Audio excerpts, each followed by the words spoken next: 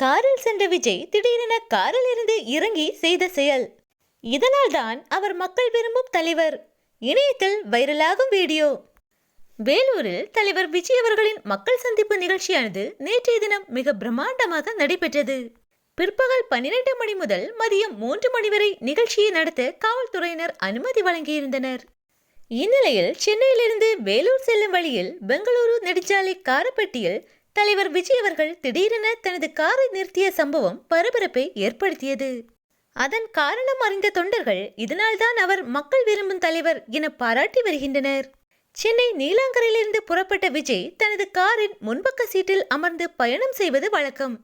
ஆனால் இன்று அவர் பின்னிருக்கையில் அமர்ந்து கொண்டு பயணம் செய்திருந்தார். விஜயை பார்க்க வழிநடுக்கே கூடியிருந்த மக்கள் அவர் முன்னிருக்கையில்தான் அமர்ந்திருக்கிறார் என நினைத்து முன்னிருக்கையை பார்த்து கை காட்டி வந்தனர். தன்னை நம்பி வந்த மக்கள் ஏமாந்துவிடக் கூடாது என்பதற்காகவே அவர் திடீரென காரை நிறுத்தி பின்னிருக்கையிலிருந்து முன்னிருக்கையில் வந்து அமர்ந்து கொண்டார். அவரது காரானது வரும் வழியிலேயே திடீரென நிறுத்தப்பட்டது ஏன் என அனைவரும் அதிர்ச்சியில் பார்த்து கொண்டிருந்த நிலையில் அவர் பின்னிருக்கையிலிருந்து மாறி முன்னிருக்கையில் வந்து அமர்ந்து கொண்டார். கார் நிறுத்தப்பட்டதன் காரணம் அறிந்த தொண்டர்கள் இதனால் தான் அவர் எங்கள் தலைவர், மக்கள் விரும்பும் முதல்வர் என பாராட்டி வருகின்றனர்.